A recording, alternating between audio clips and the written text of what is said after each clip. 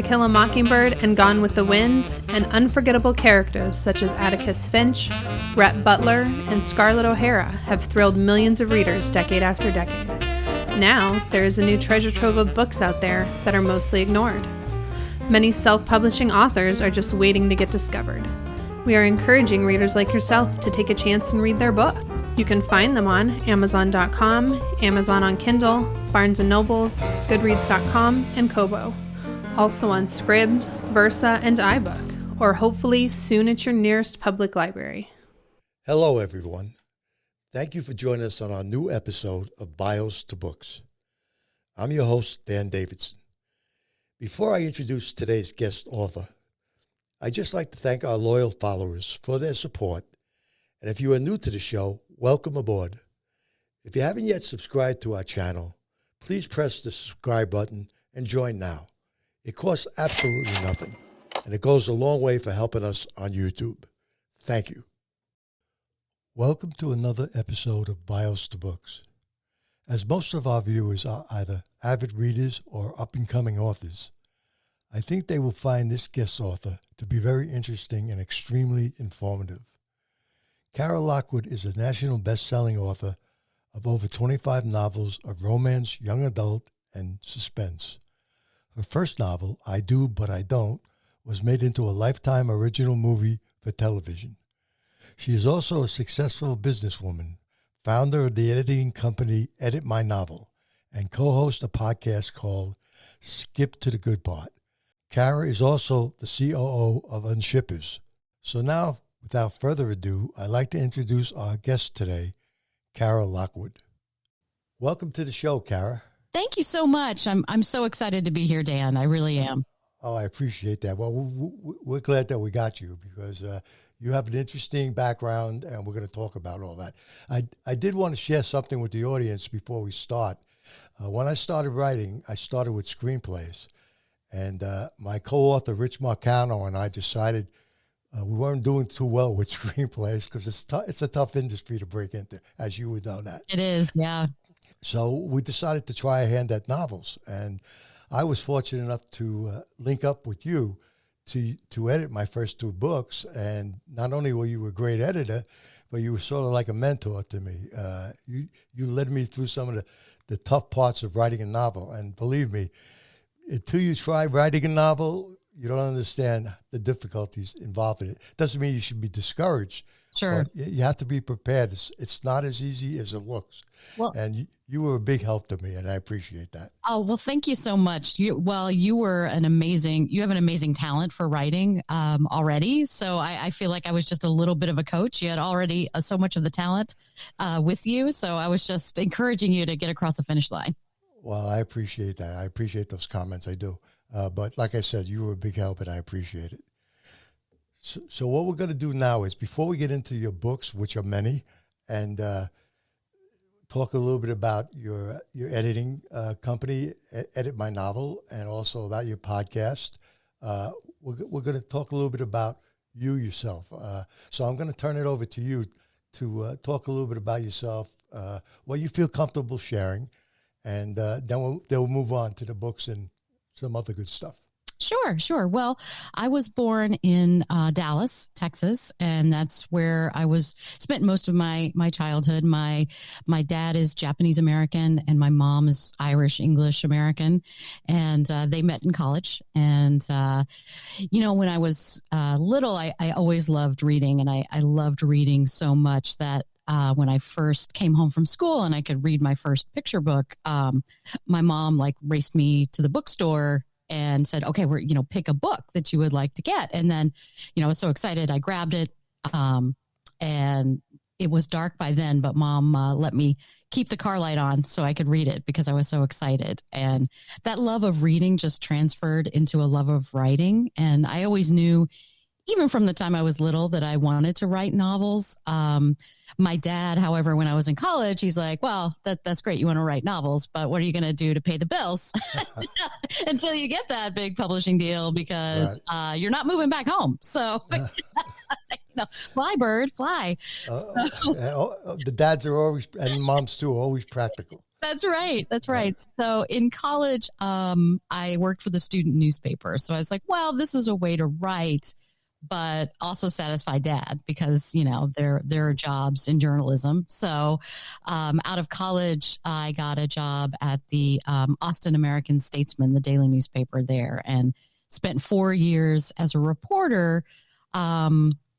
But it was a difficult job to do. I mean, it's a difficult job anyway, but the hours are just insane. You're following the story, whatever it might be. And I was on sort of the police crime beat, so that happened 24/7. And if a car accident happened, while I was walking out the door at 6 p.m., I had to stay and write it and finish it. And that happened over and over, and so I didn't get a lot of time to write my, novel. I still wanted to be a novelist. I still wanted to write fiction. That was my first love.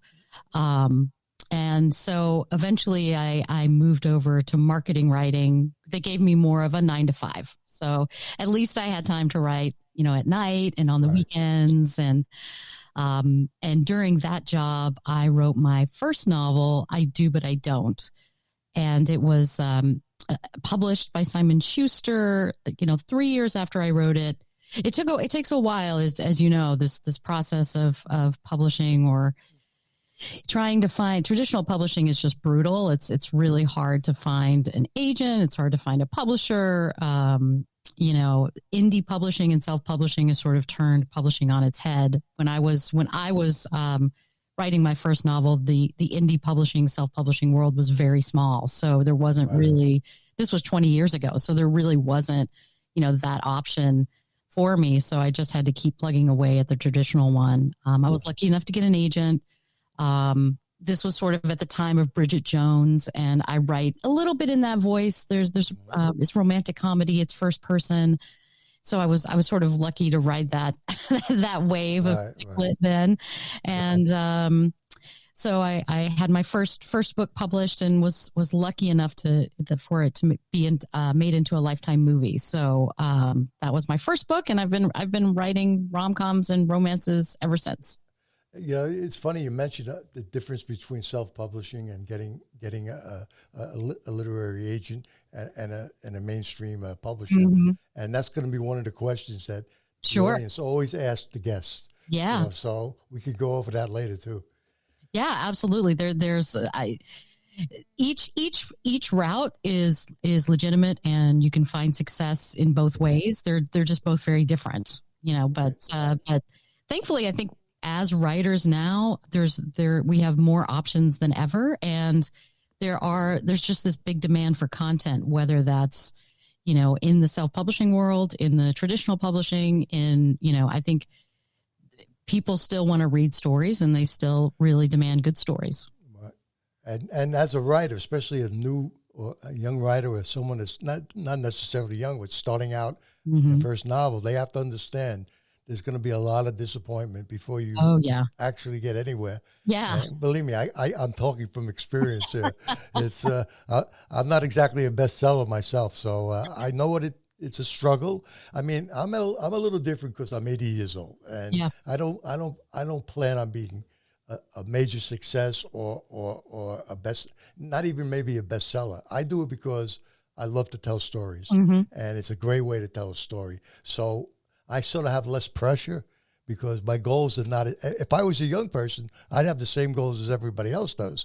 Sure. I want to be a bestseller. I want to make money. I want to become famous. That's natural, but people have to know it takes a long time to reach those goals. And, you just keep plugging away. Yeah. Well, and I would say too that the most successful writers write because they do want to tell stories, just like you. I think that passion to want to write and tell stories, even if it doesn't make you any money, is really, I think it tells you that you're on the right path, that writing is for you. Because I would say if you get into it thinking you're going to make a lot of money or be famous or be on that bestseller list, like those things are all great, but at the core of it, you have to want to tell stories, and you have to want to tell stories whether or not you make any money doing it. That's exactly my point too.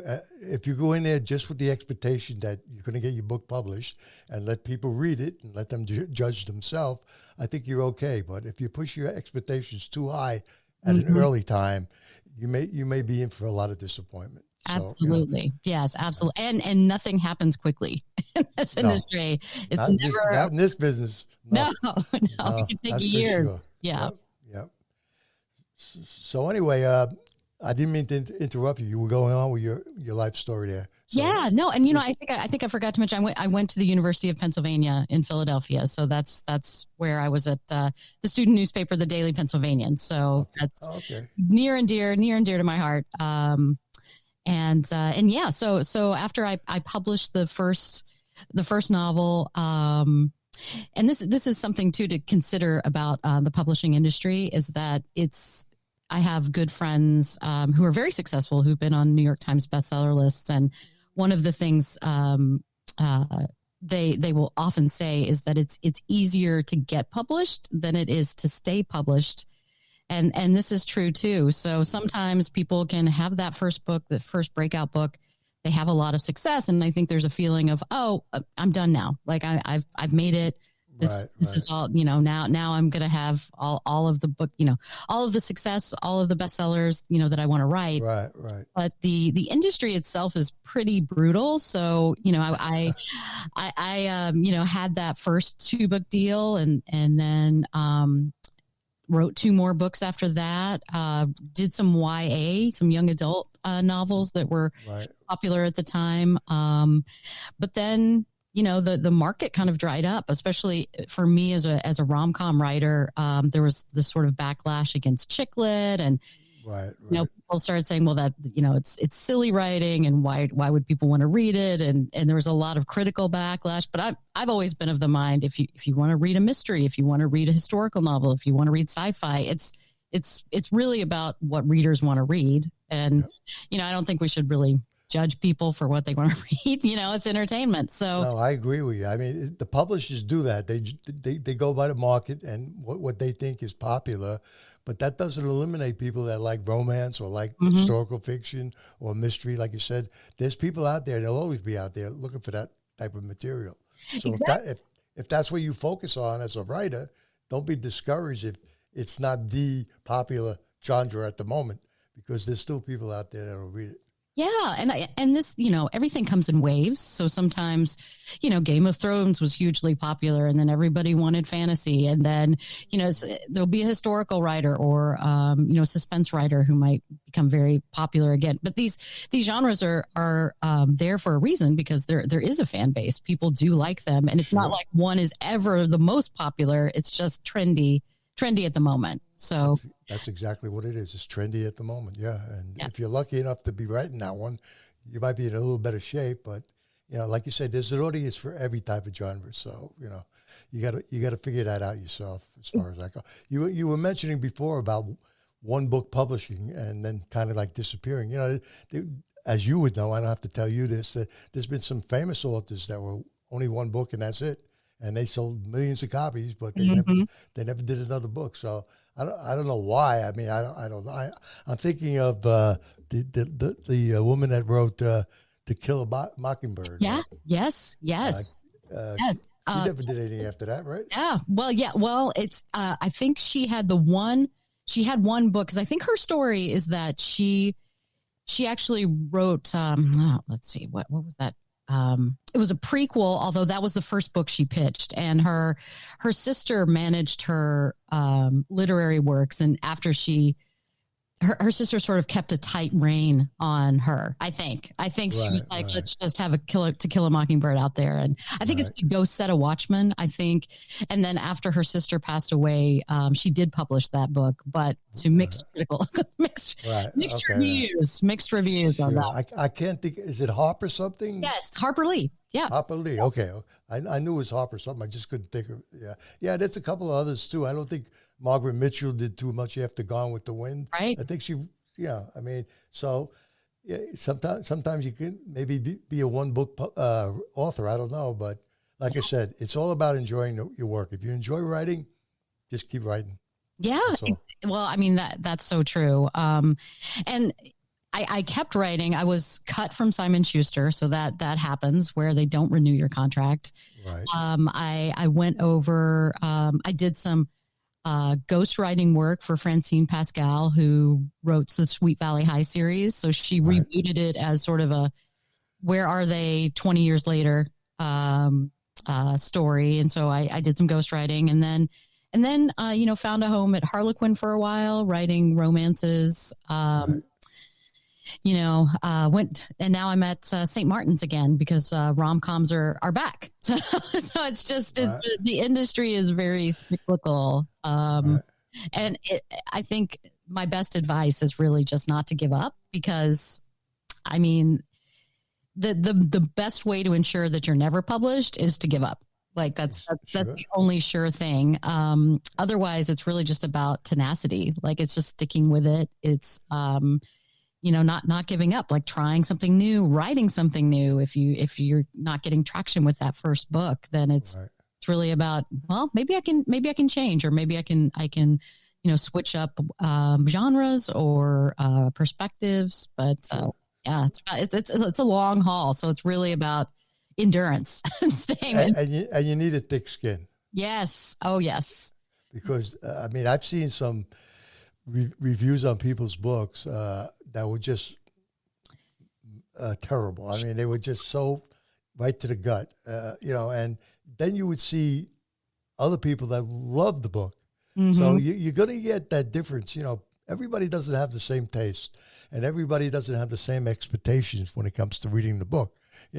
They might look at your book and say, well, we love the way she writes, and I do, but I don't. Mm-hmm. But this book is a little bit different to me. It's not my type of book. I'm not saying that somebody said that to you. I'm just saying I'm giving an example of, and the same thing with me. I do get that sometimes.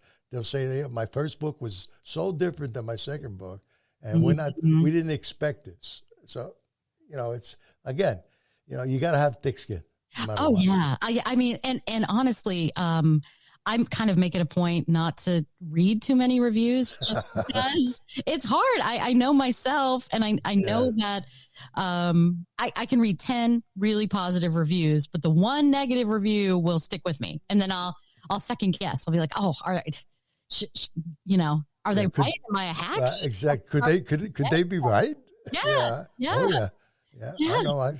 I get it too. I stay away from it as much as I can, but my eyes always find that 1 star or 2 star. I know. And I focus on that. I don't look at the 4 or the 5. I look at the 1 and the 2, and I go, could they be right?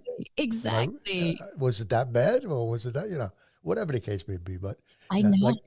It's a tough business. It is a tough business. It's a tough business. And I think too, sometimes, because I've read my own reviews, and sometimes I worry about the person, like what is going on in their life that this one romance ruined it. I don't think a book can, it took you a few hours to read it. I don't think that, your entire life is over now. Like this. I agree. I think there's certain people though that go out of their way to do a negative review. Mm-hmm. You could tell by the way they approach the whole review. Yeah. So there are just people out there that are not happy people. So they're always looking for a negative, so you got to just let that slide. Yeah. And you don't have to worry. You already know you're talented, so you don't have to worry about them anyway. So, well, I think everyone gets the bad reviews, and no matter how successful you are, sure, absolutely, it still bites. It still, it still hurts. Yeah. There's a person here, and we all have our insecurities, no matter how well we've done. And as writers, I think that it's a work in progress. So even if you publish something and you've done your best and you've worked so hard on it, it's not perfect. So part of, at least for me, I'm like, I'm always like, well, if I reread something I've published, I'm like, oh, I could have done that scene better. Or, I'm always second guessing myself. So when a reviewer does it, I'm like, oh, are they right? Yeah, it's true. It's like I said, it's a tough business. It is. I want to talk a little bit. You have so many books, and I think it was about 25. Yeah, they're all back there. Okay, there you go. I want to talk a little about your books and if you have any new ones coming out and things like that. But I think we could start with I Do, But I Don't. Yeah. Because I mean, that was the first novel you wrote, and it was a big hit. So let's talk about that a little bit. Then you can add on to some of the other books that you were talking about. And like I said, when this show goes live, you'll see all the people that are watching right now. They'll see the names of the books and different links that they can reach out to you on. Yeah, that's great. That's great. Well, I Do But I Don't was my first book that I finished. I had started and stopped dozens, probably many books of many different genres. And I Do But I Don't. I started writing that after I was lucky enough to take a trip to London, and I had seen a lot of the Bridget Jones that was just starting to get popular here. This was like 1998, I think.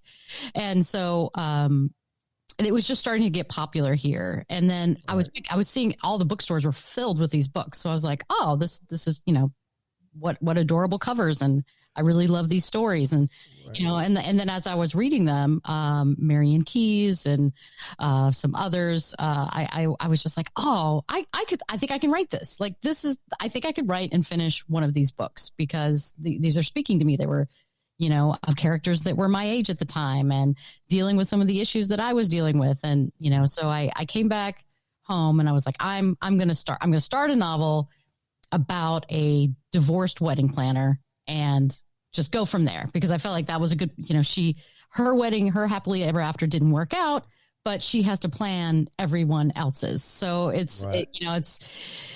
she struggles with her personal life and professional at the same time. And I had my very good friend, I asked her, she was an avid reader, and I asked her, hey, can I send you a few chapters so that I know I can finish this book? Can you just be on me about like, hey, finish? Right. Because I called it like a writing cheerleader, like somebody who's like, hey, right. Because I knew my issue was I would start writing, I'd be really excited, and then I would get busy in my life. I would put it down. I wouldn't write. And then I would come back to it and I would be like disappointed with what in my mind, it was perfect. But then when I read it, it wasn't perfect. So, and then I'd be like, oh no, this is never going anywhere. I'm not going to finish it. So, but this one, I had a friend, so I had some accountability. So she was like, where are those chapters? I really like it. And where are those chapters? You got to finish this book. You got to finish this book. And thanks to her, I did finish it. And after I finished it, I said, well, I can't just sit on it. I mean, I got to submit it to, I got to submit it to agents and one. So I did that. And that process took a whole other like year and a half, to even get someone. There's a lot of just being ignored. And those were the days where you physically mailed things. You might email, but you would never like attach your manuscript in an email. Right. Like you would print the whole thing out and put it in a big, envelope and send it along. And I got two agents who were interested and picked one. And then after that, it took another year to get a book deal. So these things happen very, very slowly in the publishing world. In the traditional publishing world, they have their schedules out like 2 years in advance. Right. Like, so, bring on someone new, unless you're, I don't know, Justin Bieber or a name recognition. Yeah. You're probably not going to get a slot earlier in the, right. So, so it was another year, and then I got a book deal, and I called, I was so excited talking to my agent on the phone, and I said, oh, can I finally quit my day job now, my marketing writing job? And she's like, oh no, gosh, no, don't do that. Like, there'll be another year before I was published. And then, and it took like 6 books before I finally quit my day job and started writing full time. So that's not too bad, those 6 books. Yeah. I mean, that's pretty good. Yeah. It takes a bit. Now, of course, you're gonna talk about it was made into a TV movie on Lifetime, right? Yes, it was made. into a Lifetime movie. And since it was my first book, I just assumed, oh, this is how things go. You get published and then your book gets optioned for a movie and it's a Lifetime movie, a year and a half later. Like, it was faster to get the Lifetime movie than it was to get the book published. But, since then, I have learned that is very rare. That happens. I've written, over 35 books, and I have, many of them have been optioned and then never made into movies because it's just such a long process, complicated. You need, a lot of, very competitive. Yeah. You have to get a lot of people on board. So it can be difficult, but yeah, I Do But I Don't was made into a Lifetime movie starring Denise Richards and Dean Cain, and it was released. Oh, I know Dean Cain. My son knows him personally. Oh, really? Oh, he was. I mean, not as a great friend. I don't mean it that way, but but he has met him. Yeah. Oh, that's great. He was so kind. I was lucky enough to get to go to the set for a day, just to, walk around. Although it was a surreal experience because they had directors' chairs with, instead of the actors' names, they had the character names. So, Lauren and Nick. And I was like, oh, I made these people up. And now they have chairs. It was a little surreal for sure. But everyone was so kind on the set. And Dean Cain was very, very kind, very knew everybody's name on the set, which was lovely, Right. Yeah. I heard he's a very nice man. I got that from a lot of people. Yeah. That's good. And Denise was very kind too. I mean, they were all just very kind and generous with their time. So it was, and such a thrill to see the dialogue I had written now, being acted out in front of a camera. So that was, it was a thrill. It was a thrill. Did you have any input into the script itself as you were sitting there, as part of the group there? Yeah, I didn't. I just sold the rights, so I had never and still haven't written finished my own screenplay. So I was happy to hand that over to the experts, and I'll tell you my experience with that of seeing how they adapted it to the screen. I've always had a lot of respect for screenwriters, but it was really amazing to see how they could condense the story and the conflict. And they did the first 50 pages of the book in the opening credits of the movie. So I was like, and just with the very specific, shots that they did, I was very impressed. Like I said, I wrote screenplays for a while, and if I wanted to compare the difference between writing a novel and a screenplay, there's no comparison because it's a totally different style, totally different mindset, and I admire screenwriters. Anybody that writes a screenplay because it's not easy. No, it isn't. I mean, you as a novelist, you can kind of meander your way to your point. Sometimes, exactly. You have a long, long runway. You can get there however you'd like, but a screenwriter, they have to take off. Like they have to go. They only have a certain amount of time in front of that camera because most people aren't going to watch a movie that's 10 hours long. So exactly. Yeah. So it's usually between 90 minutes and 2 hours, right? Usually is about the average movie. Yeah. So, I mean, there's exceptions to it, but like you say, people are not going to sit in the movie for 3 hours. Exactly. And you really don't, as a novelist who writes in first person a lot, it's kind of a crutch for me because I can just show you the character's thoughts on screen. Right. You can't really do that. So you have to be more creative in ways that you show character motivation and, conflict. Yeah. Yeah. It's a challenge. It is a challenge, but, it's interesting that you got a chance to watch them shoot the movie and everything. That's great. Yeah, it was a lot of fun. It was so much fun. That's good. So then you went from there to your second novel, which was? That was Pink Slip Party. That was Pink Slip Party about a young professional who was laid off from her job at a office supply company. So it was a little bit ironic. That one was a lot of fun to write, based in Chicago, of course, where I live. And the third book was Dixieland Sushi, which was based on sort of my experience growing up in the South with a mixed racial family and a lot of Japanese relatives. that was a lot of fun to write as well. In Dixieland Sushi, each chapter has a quote from Mr. Miyagi, because Karate Kid was one of my favorite movies as a kid. So, you can't beat Mr. Miyagi. So he's in. I liked him as an actor too. I mean, not just that character. He was a good actor. Yeah, Pat Morita was fantastic. I saw him in a couple of things. He was really good at that. Yeah. Yes. So what did these particular novels that you just mentioned, your second and your third, I have a feeling there's a little bit of humor in there too, a little bit of comedy in there too. Oh, right? yes. Oh, yeah. There was a lot of comedy there, because I love humor. I love humor writing. I love comedies. Right.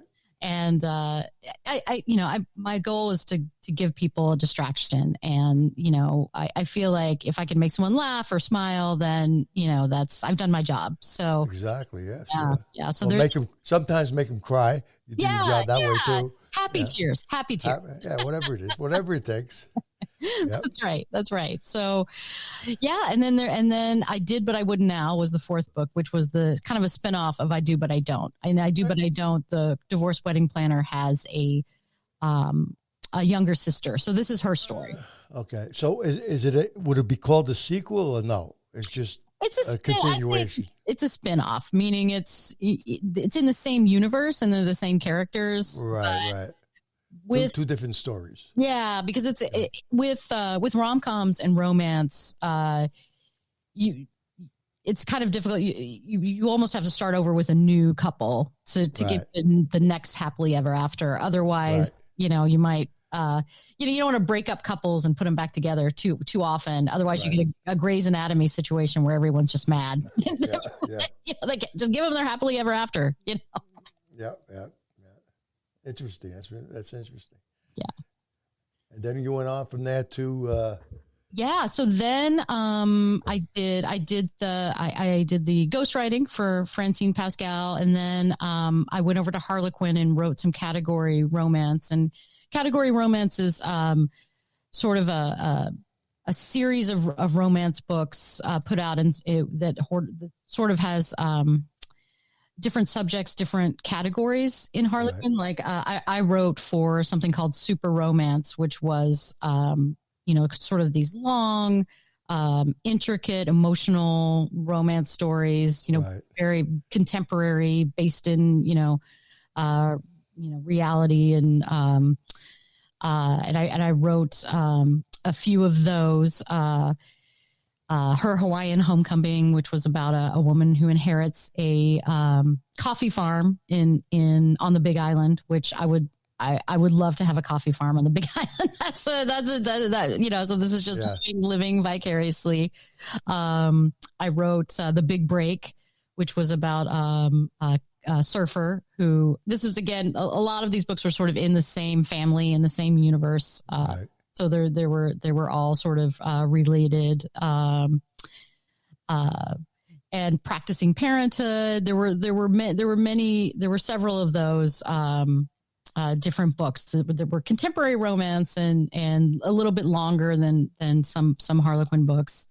Right. After that, I moved on to Dare, which was another category romance.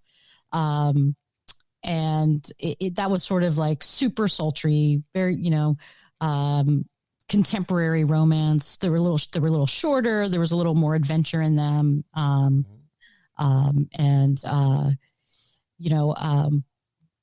enjoyed those. Those were fun. Those were kind of like, little escapes, I guess, is right. Yeah. How you would categorize those. Yeah. So that was some of my work with Harlequin. Oh, and I forgot I did write a suspense after the Sweet Valley High ghostwriting book, which was Follow Me. Okay. Yeah, I was going to ask you that because I read somewhere that you wrote a little suspense. Mm-hmm. So that was kind of out of your normal area and normal genre. Mm-hmm. So how'd you find that experience? Was it challenging or? Yeah, it was challenging. I had a lot of fun with it. It was it was based on the inspiration for the story. I don't know if you remember the Amanda Knox case in Italy where, Yeah, I do. yeah, where her roommate winds up murdered, and Right. she was arrested for the crime. So this was sort of it was inspired, loosely inspired by. So these are students studying abroad, and again, one of their friends winds up murdered, and then they go on the run, and there's a lot of trying to figure out who did it. They're trying to elude authorities, and Right. and the reader is trying to figure out who might be guilty. It was interesting because I enjoy suspense and I enjoy reading mysteries, but this was the first one that I wrote myself. And I'll tell you the main difference I felt when you're a romance writer and a humor and a rom-com writer. There are rules in romance, and the main rule is that everybody gets a happily ever after. That's what the readers expect, and if you don't deliver that, you can have mutiny on your hands with many readers. Wow. Occasionally, there's a sad romance, but then it's not a romance. It's something else. It's a tragedy. Yeah. Right. Yeah. It might be literary fiction, might be just fiction, but it's not a romance anymore. Right. So So you're kind of saying like most of the books that you're talking about, they have to have a happy ending, but it's sort of like Hallmark movies. Yeah. The movies that are on Hallmark, they rarely have a bad ending. In fact, I don't remember ever seeing one. I don't watch them particularly, but my wife watches them all the time. So I kind of sit down with her and watch some of them, and some of them are well written. Some of them, I don't know. Some of them, not so much for me, but they're interesting, and but they always have a happy ending. So it's similar to what you're saying, right? And viewers or readers tune in or start reading with the expectation that happily ever after will be delivered, and they'll, it's upbeat. It's something that they know is the payoff at the end. Right. For mystery writers, the rule is, the perpetrator, the person who committed the crime has to pay. They don't necessarily have to go to jail. But they have to pay in some fashion. Yep. And that's the promise to the mystery and suspense writer that bad guys are going to pay somehow. There's payback at the end. Exactly. Yep. So the one thing I realized in writing romance is that when I was as the writer, when I was writing the books, I knew the reader and I were sort of together. We both knew, like, the characters would have fights and problems, and it would look like they weren't going to get together. But me as the author and the reader, we both knew they would overcome these problems. They would eventually get together. And so we were sort of colluding the entire time. Like, the characters may think their problems are insurmountable, but the reader and the author know, no, they're going to figure it out. They're going to figure it out. You're going to get to your happily ever after. But with writing suspense and mystery, I was trying to deceive the reader a lot of the time, lead them down blind alleys. Like you think this is the murderer, but you're wrong. I'm going to put a lot of red herrings. I'm going to try to keep you off balance and try to trick you, or, maybe lead you and think, in this direction and then change direction. So it was harder because I was so used to being wink, wink with the reader. Like, right. We both know they're perfect for each other. They just have to figure it out too. Yeah, right. I'm trying to actively deceive you. I don't want you to figure out who the murderer is until the very end. Right. Which is not easy to do. It's I always think about Alfred Hitchcock with his movies and how he used to do it, and it amazes me because you have to have a sharp mind for that. You have to be like 2 steps ahead of the reader, so to speak, because they'll figure it out if you don't get a little bit what's the word I'm looking for? Transparent, less than transparent with what's going on, and you lead them down another path. If you don't do that, they're going to figure it out fast. Oh yeah, 100%. And then they'll be mad at you for making it too easy to figure out. You know? Exactly. Yeah. They Yeah. want. I didn't want to be right. Right. Exactly. Yeah. You know, the last thing you want is for somebody at the very beginning of the book to go, oh, you know, the plumber did it. Like, I know I did that. Not want to read anything else. Right. Like the butler with the candlesticks or whatever the heck. Exactly. Right. In the dining room or whatever. Yeah, in the yes. dining room. Right. Exactly. Yeah. It was fun. The other thing that was fun about writing Follow Me is that my mom, who is also an avid reader, but she loves mysteries. She can't get enough. So she's fine with romance, and she's read my books. But when I published Follow Me, she was like, "Oh, this is your best one by far." But I think it was because it was a mystery, and she loves them so much. She likes genre light. Yeah. So we should mention to the audience that I'm not sure if that book is on the final list that they'll see at the end, but if they're interested in that kind of thing, like a mystery or something, then that would be the one to look. Absolutely. Yeah. And it's all, that one I think is purely digital. So that's, on your Kindle or Nook or. Right. Yep. Yeah, but it's fun. It's a lot of fun. There's a lot of twists and turns in there for sure. For sure. Good. Yeah. It sounds like something I might grab myself and read. Yeah. It was a lot of fun. It was a lot of fun to write. And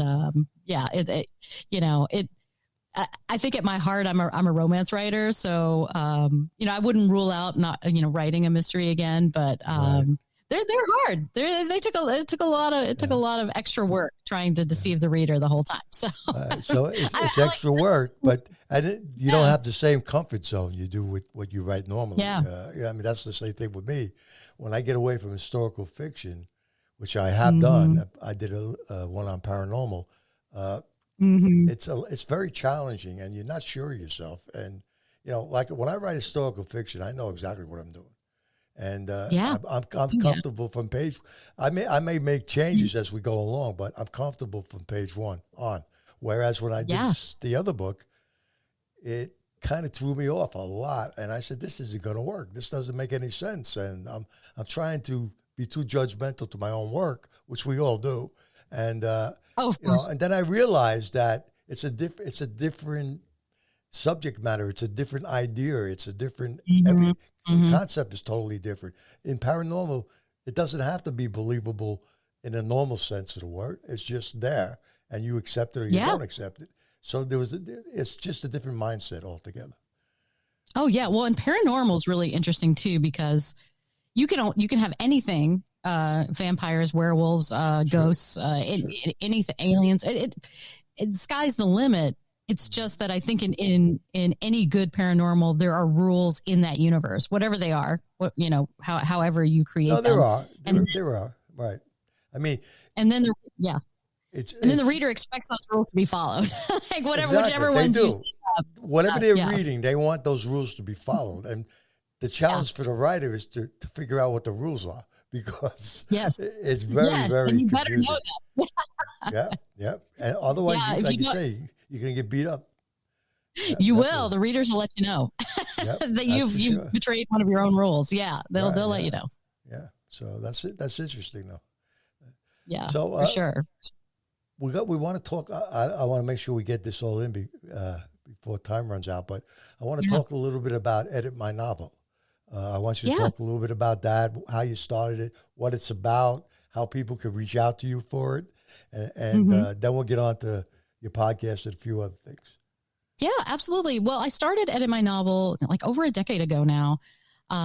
It's a kind of a one-stop shop for people looking to have their manuscripts edited, and I edit everyone personally. So I found that I really enjoyed mentoring people, and I've learned a lot writing my own books and working with some of the best editors, at Simon Schuster and St. Martin's Press and Harlequin and HarperCollins, and I think I enjoy reading other people's work. It's a nice diversion for me, because I'm typically, I'm on deadline writing my own work, working through a romantic story. And then it's nice to give feedback to somebody else who, is writing historical fiction like you, or, someone else who, or paranormal or suspense or whatever. And I do feel like, it's so I edit manuscripts, but I almost feel like it's almost like your own creative writing class sometimes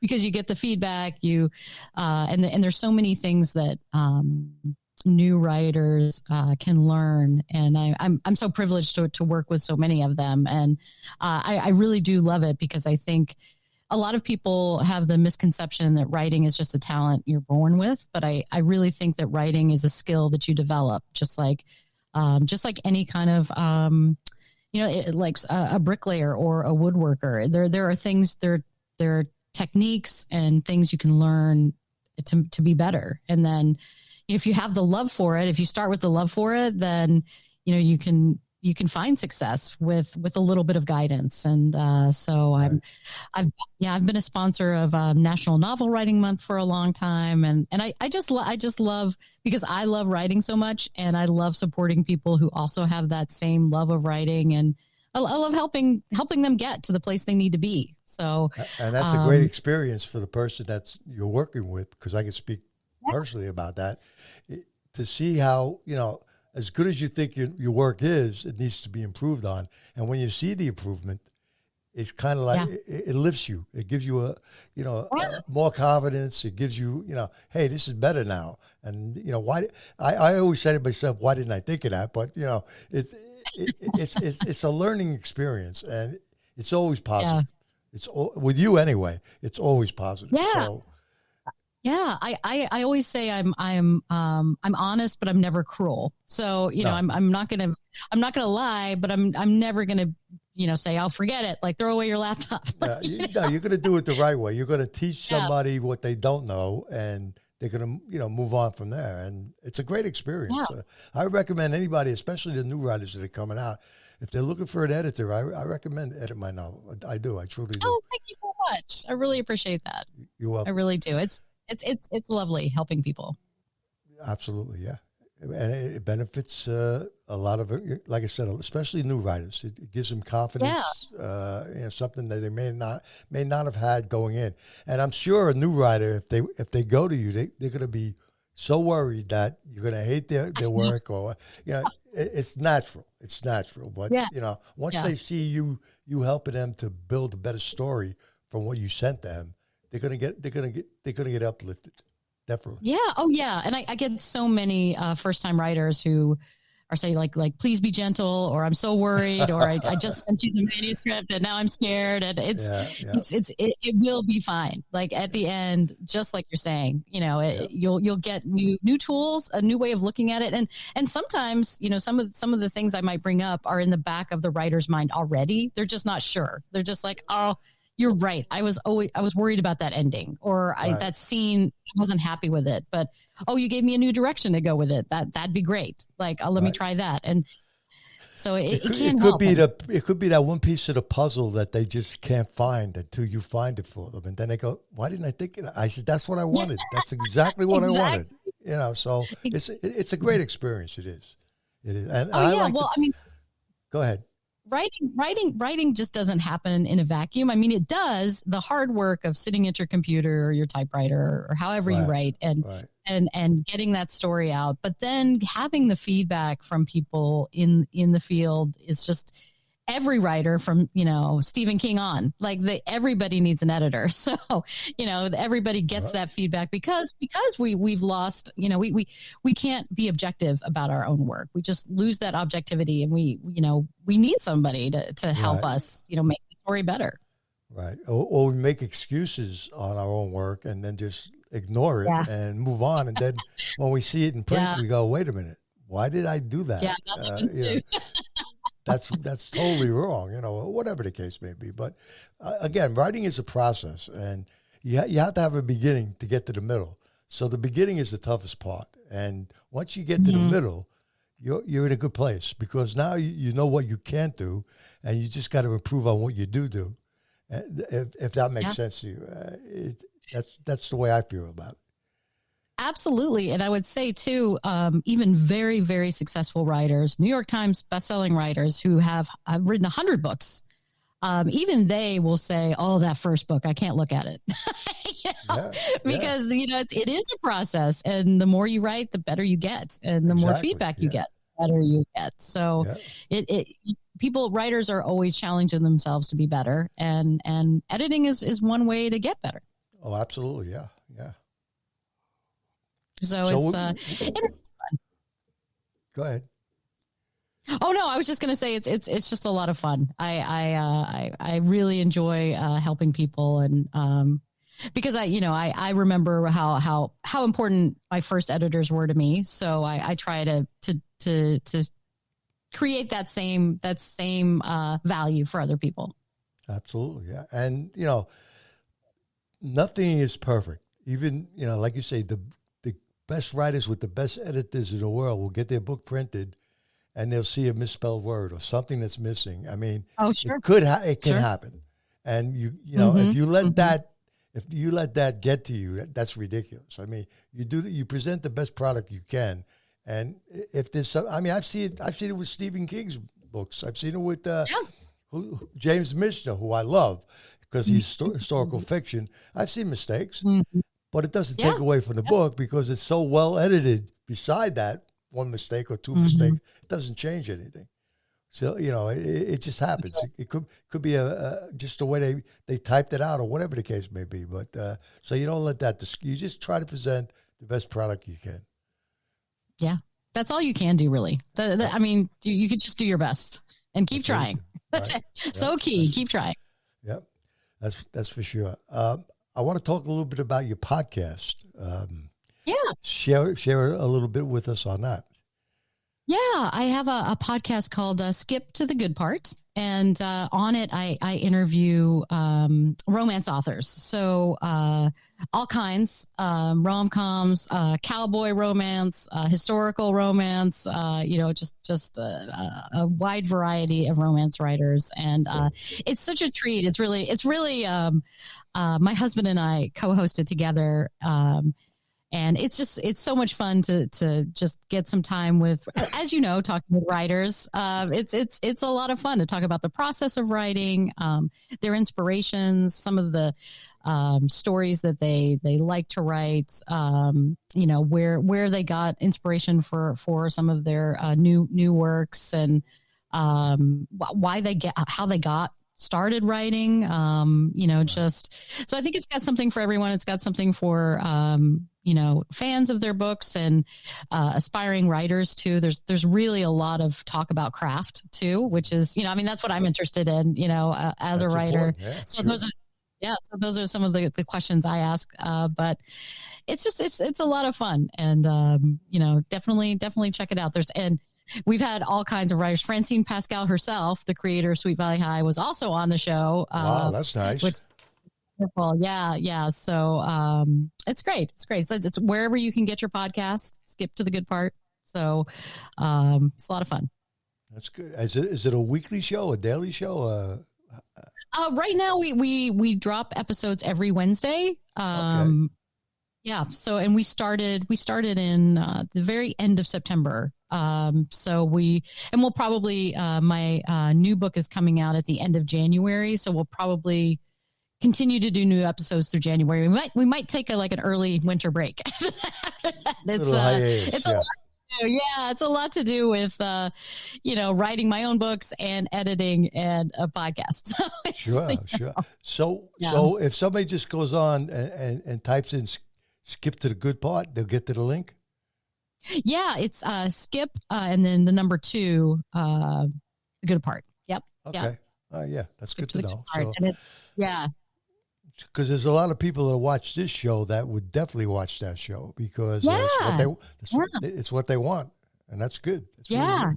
Yeah. I mean, it's very obviously, romance centered, but there's a lot of talk about craft and working with agents. And I have had, indie self-published people on, who've talked about, their journeys, and then, traditionally published people on, and just how they got their first agent. And a lot of those, it's really kind of universal, because whether you like mystery, whether you're writing mysteries or not, how you get your agent is very similar, like romance, suspense, or being an indie publisher and the pressure of marketing, and, how how you choose your platforms and where you get your editing. I mean, all of those things are important too. So it's if you love romance, you'll definitely love it. If but there's a lot to gain.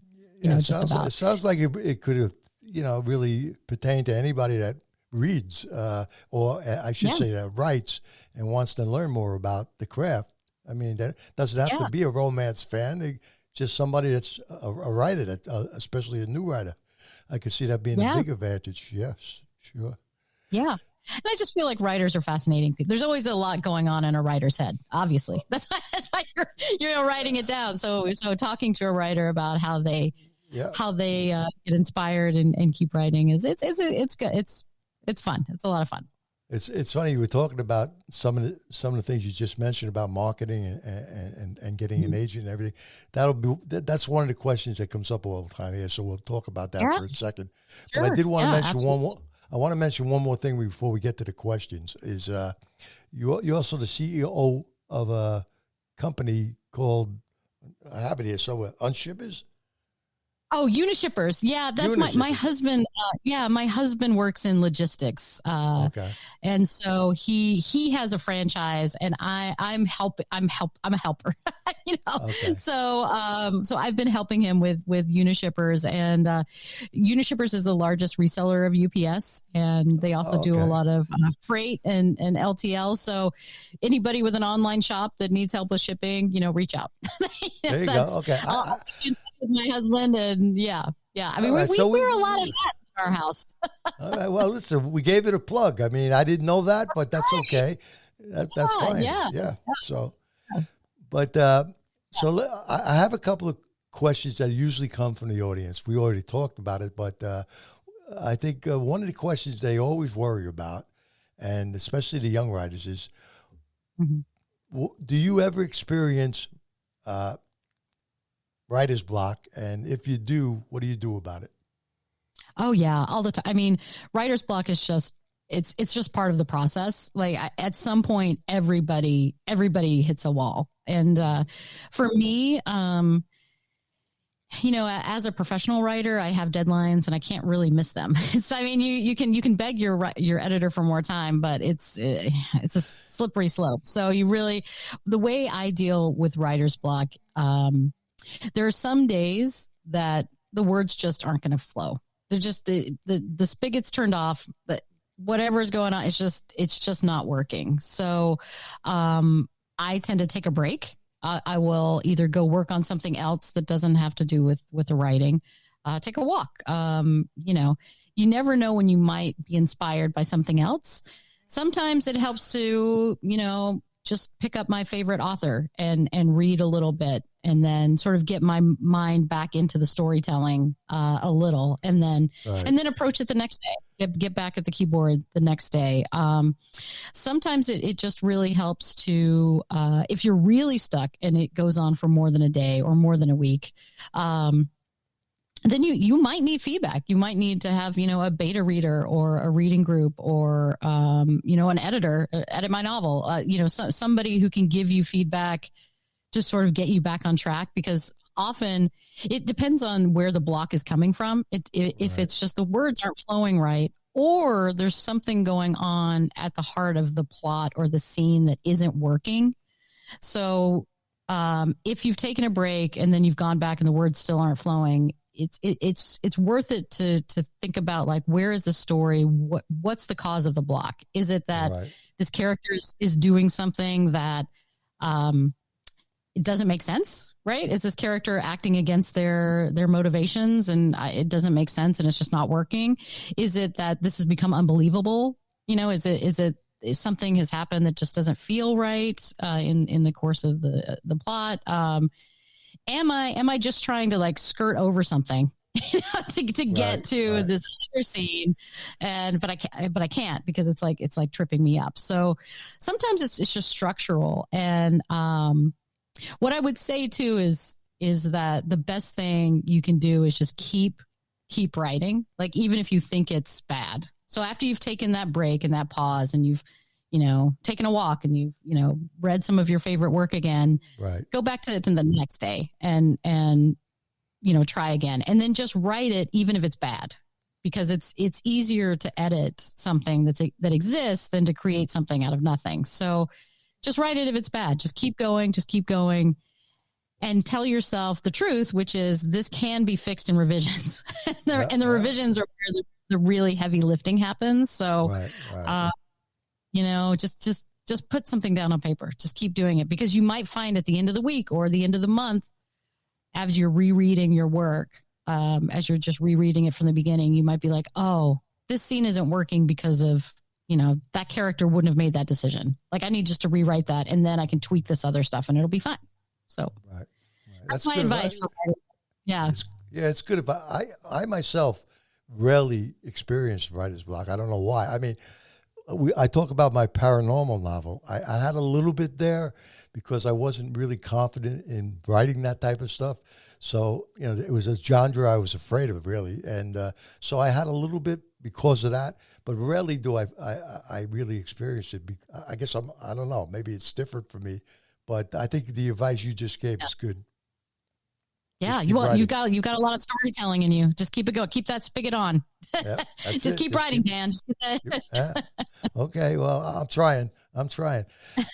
Another question that always comes up is, and you discussed this already a little bit, is do you feel that if you can't get a literary agent or a mainstream publisher, do you feel that self-publishing is a realistic way to go to reach your goals?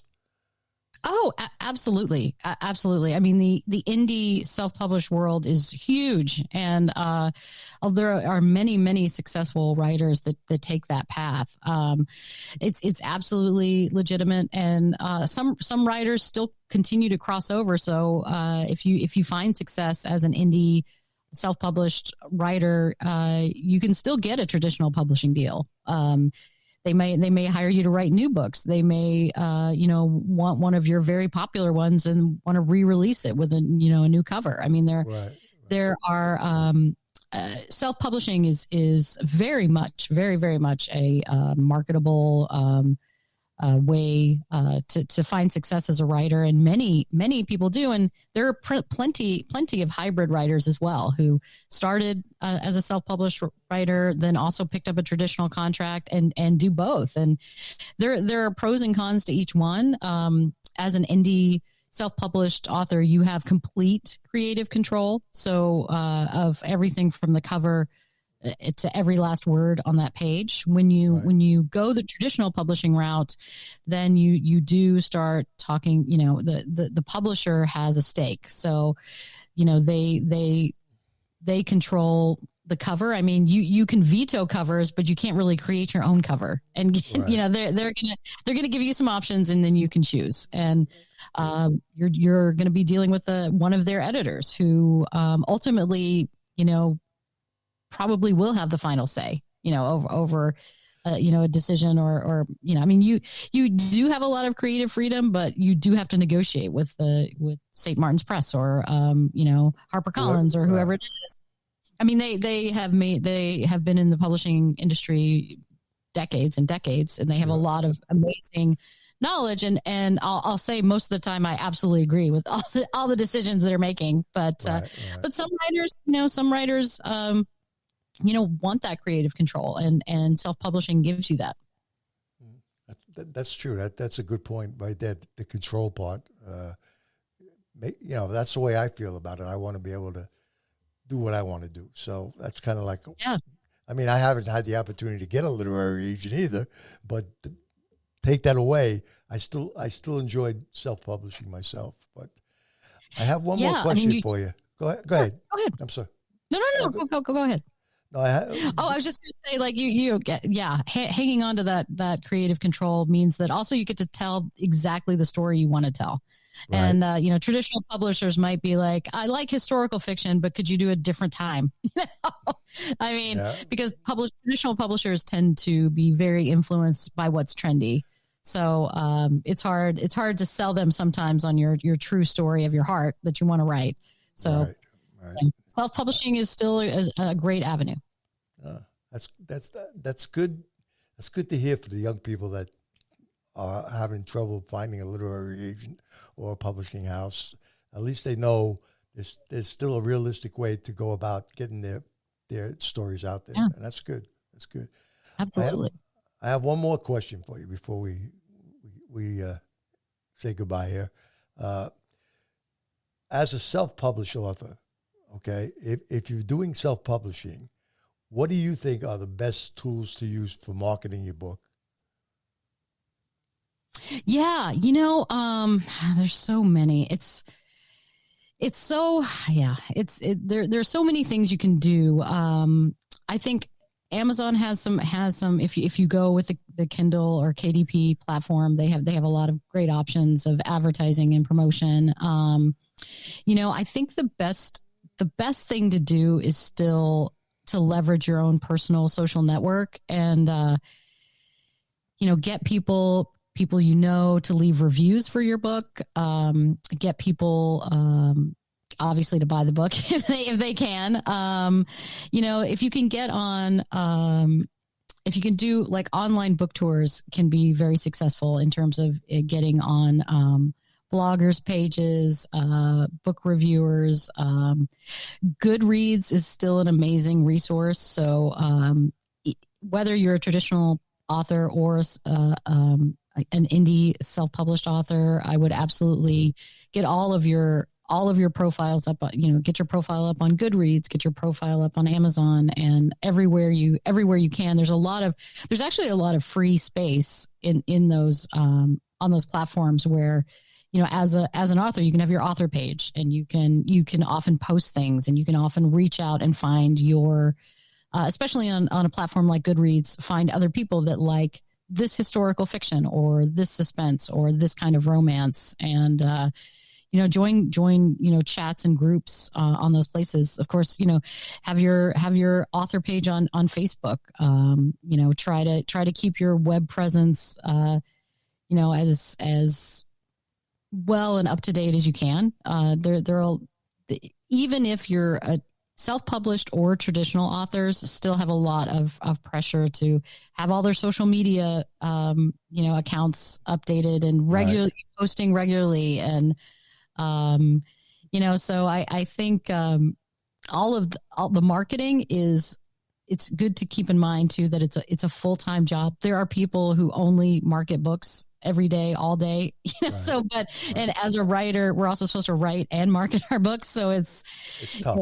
It's tough. But increasingly, I mean, one of the benefits of going with a traditional publisher is that you do have their, they have more marketing muscle, and they have, social media accounts with lots of followers, and they have space on the bookstores and traditional bookstores. But regardless of whether you're self-published or traditionally published, you have to try to find your social media following. And the best advice I would really give is to find.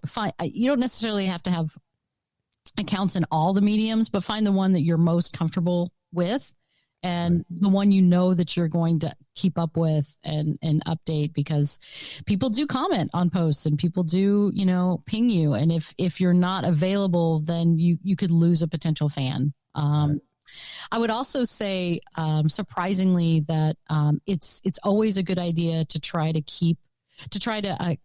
collect email addresses. A lot of people thought those would, go by the wayside in like newsletters, but often those are the best way to stay in touch with your hardcore fans. So, that if you have a new release coming out, so I would say have a website or some other place where you can collect, emails for a newsletter and send out a newsletter. It doesn't have to be every month. It can be, twice a year if that's where your news is. But those places are actually really, it's really great to stay in touch with your fan base like that and grow it.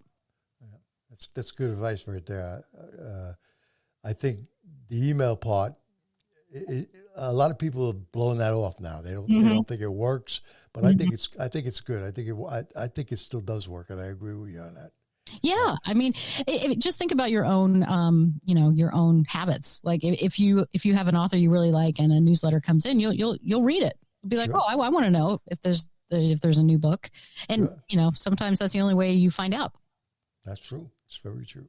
I'm gonna cheat and ask one more question that I wasn't gonna ask because right. you brought it up. Something that a lot of the people that watch the show always ask about too is the importance of Amazon reviews and how you go about it. Now, I know my first book, I got a lot of reviews on it. My second book, not so much. My third book, very little. It's very hard to get reviews. Is there any way you can enhance your chances of getting more reviews? Yeah, I mean, the easiest way is to ask all your friends to leave a review. I mean, I know that seems like not authentic reviewed, but that is the easiest way. There are groups that will for a modest fee, and there are many subscription services. But so for $100 or $200, you might be able to ask them to send copies to people to review. There are also it's really growing now. There's book talk for people who are on TikTok, and there are a lot of book bloggers who want to review books for free copies of books. Right. Unfortunately, there's just no magic bullet. You can pay for reviews, but sometimes they don't work all the time either, because right. I know sometimes Amazon is a little strict on that, on exactly. Yeah. So, you could get another 10 reviews this week, and then 3 weeks from now, they're gone. They disappeared off Amazon. Right. So that's a tricky thing in itself, paying for the reviews. Sometimes it works. It works. Sometimes it does. You're 100% right. It's not foolproof. No. It's almost like you really do need a real Amazon. Your friends and family. And then, I would say too, if somebody reaches out for your newsletter or reaches out to you in any format on social media, you can reach back to them and say, "Oh, thanks so much I'm so glad you liked the book. Would really appreciate a review." Right. I don't know why people have such a hard time doing a review, because it's very easy to do. I mean, you could do it in 3 words, or you could do it in 10 sentences, whatever you feel like it. So I don't know why, but a lot of people just don't want to do it. I don't know why. It's crazy, but just the way it is. It's hard to figure that out, but yeah, I know it's tricky. It's absolutely tricky. Yeah, definitely. Yeah, but well, listen, this has been a great interview. I think the audience has learned a little bit today about writing and the challenges, and I want everybody to remember your links to your Edit My Novel. Yes, yeah, and to your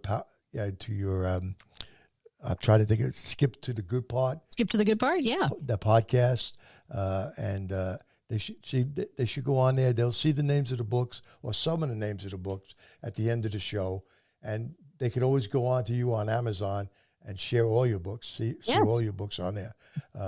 I stand corrected on one thing. On my intro to the show, I said 25 books, but you said 35 books. Oh, yeah. Right? Sorry. Yes. I've published a few more, but I stand corrected. And I'll also, full transparency, I include like anthologies and novellas, in those. Yeah. Well, I include novellas too. They're published, so. Yeah, sure. I understand that. Yeah.